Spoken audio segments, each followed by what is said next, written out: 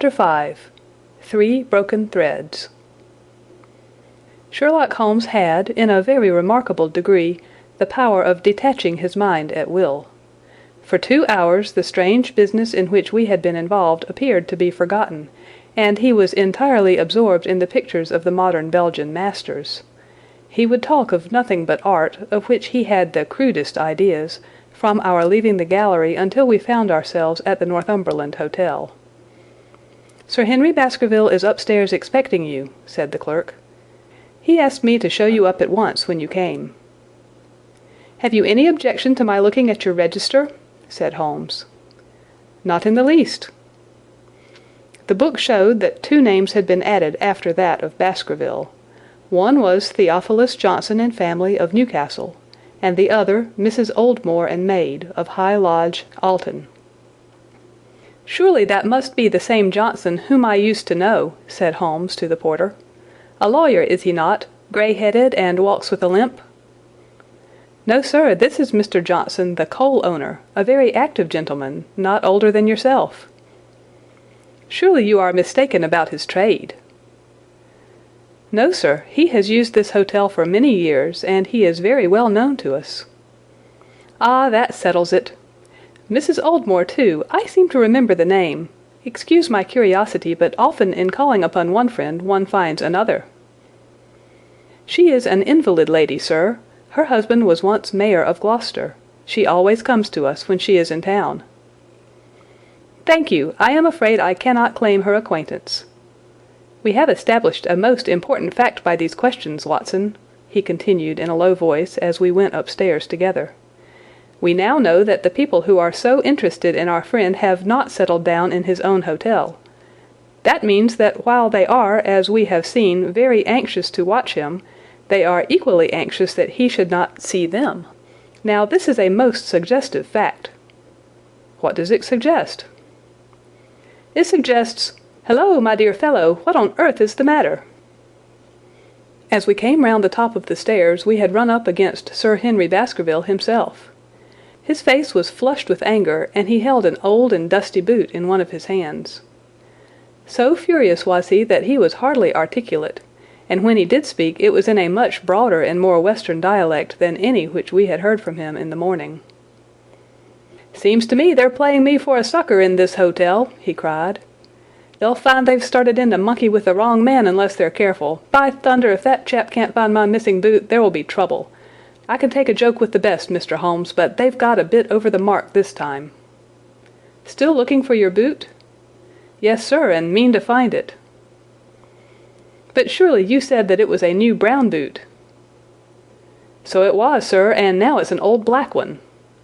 "What? You don't mean to say—" "That's just what I do mean to say. I only had 3 pairs in the world, the new brown, the old black, and the patent leathers which I am wearing. Last night they took one of my brown ones, and today they've sneaked one of the black. Well, have you got it? Speak out, man, and don't stand staring." An agitated German waiter had appeared upon the scene. "No, sir, I have made inquiry all over the hotel, but I can hear no word of it." "Well, either that boot comes back before sundown, or I'll see the manager and tell him that I go right straight out of this hotel." "It shall be found, sir. I promise you that if you will have a little patience it will be found." "Mind it is, for it's the last thing of mine that I'll lose in this den of thieves." "Well, well, Mr. Holmes, you'll excuse my troubling you about such a trifle." "I think it's well worth troubling about." "Why, you look very serious over it." "How do you explain it?" "I don't attempt to explain it. It seems the very maddest, queerest thing that ever happened to me."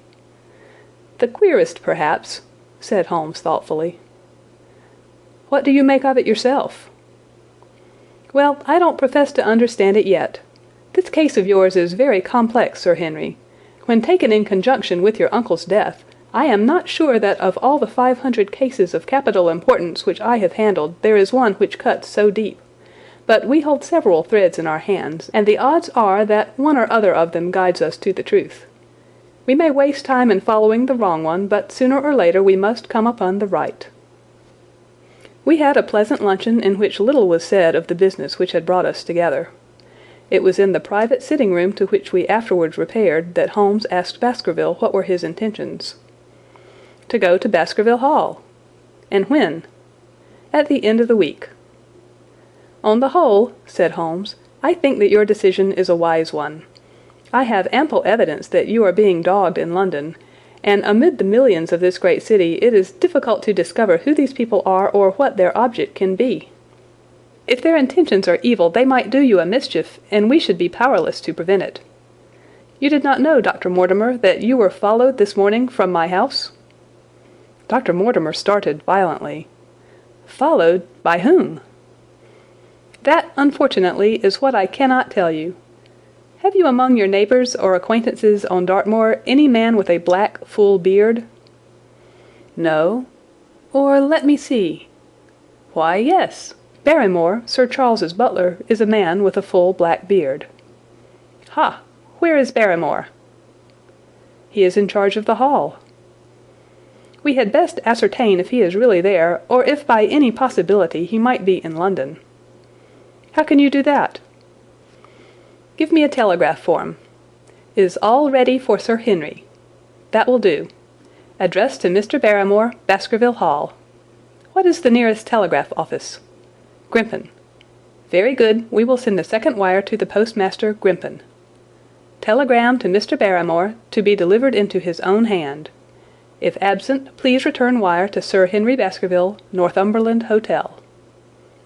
That should let us know before evening whether Barrymore is at his post in Devonshire or not. That's so, said Baskerville. By the way, Dr. Mortimer, who is this Barrymore anyhow? He is the son of the old caretaker, who is dead. They have looked after the hall for 4 generations now.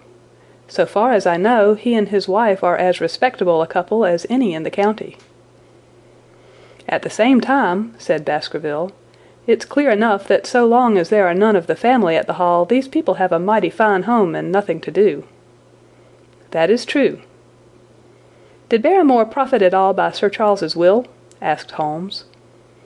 He and his wife had £500 each.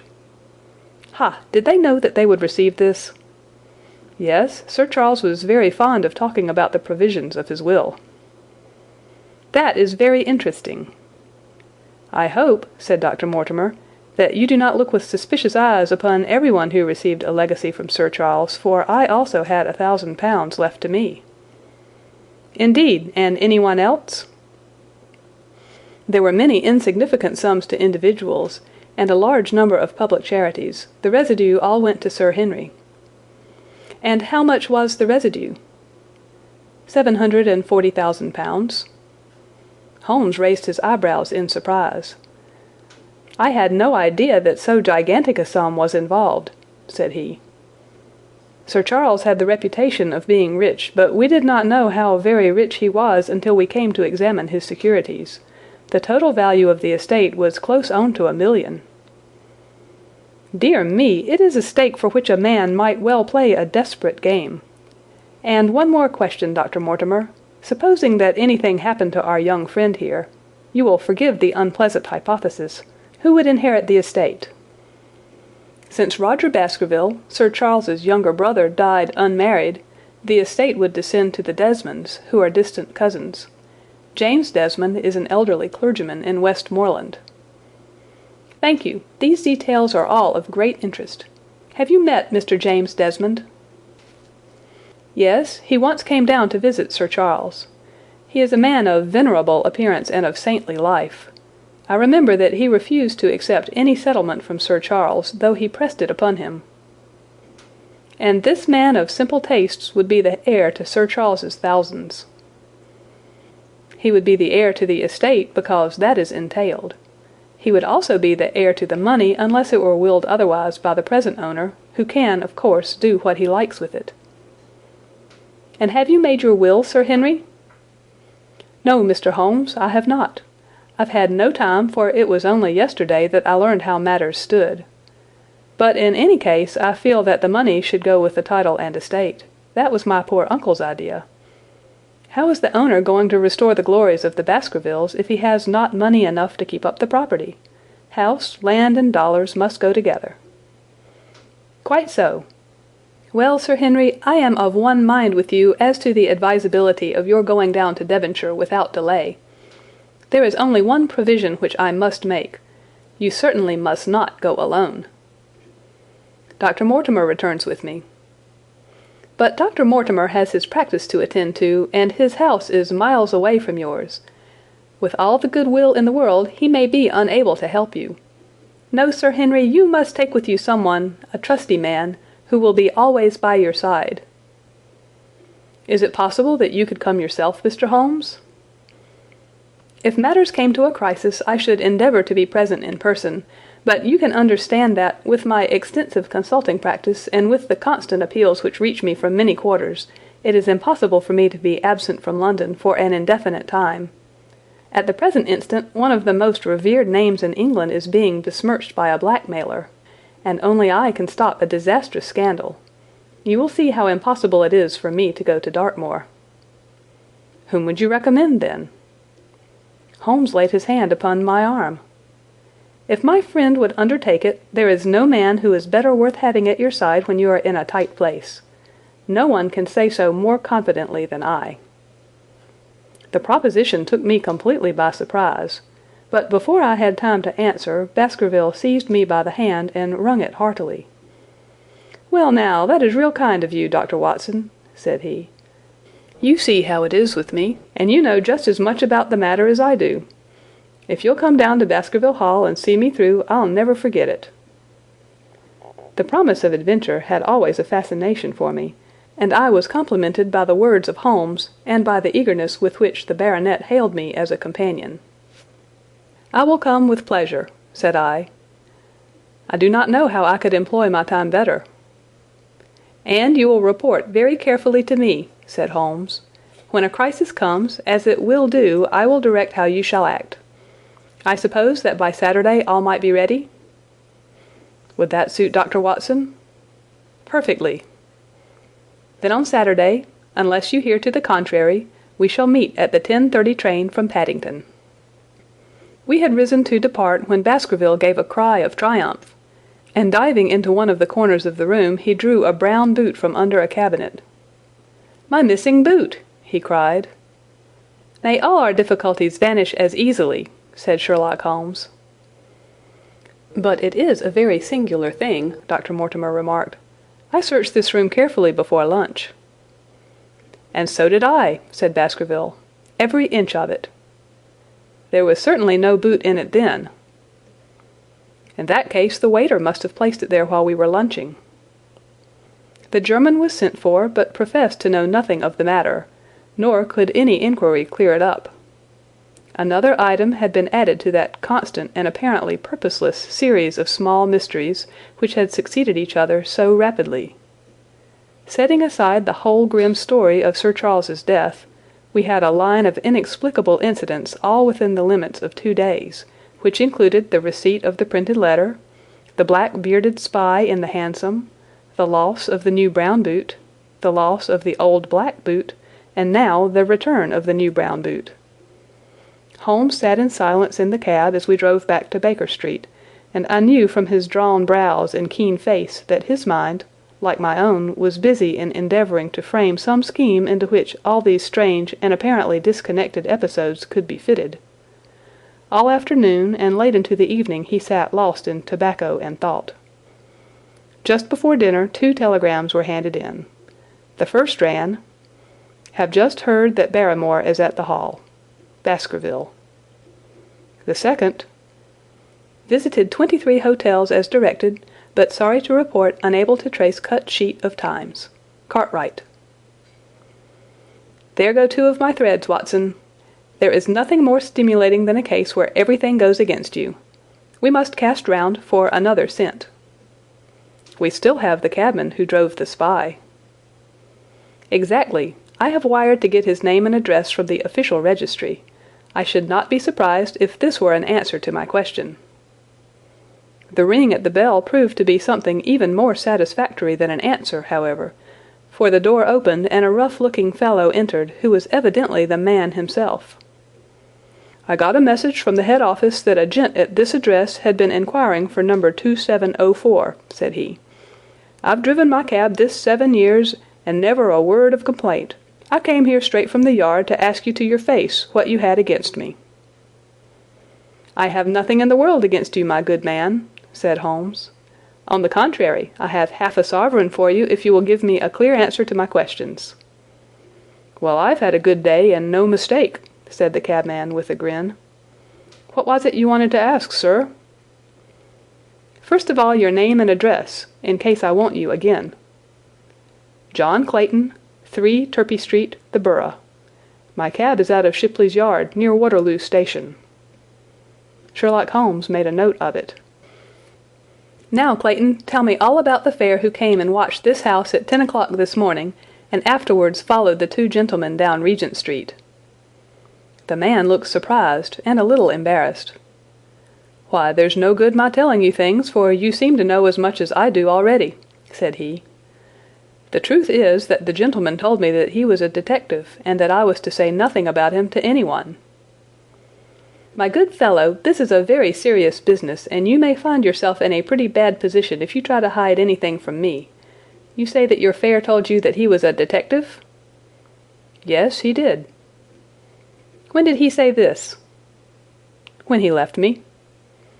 "Did he say anything more?" "He mentioned his name." Holmes cast a swift glance of triumph at me. "Oh, he mentioned his name, did he?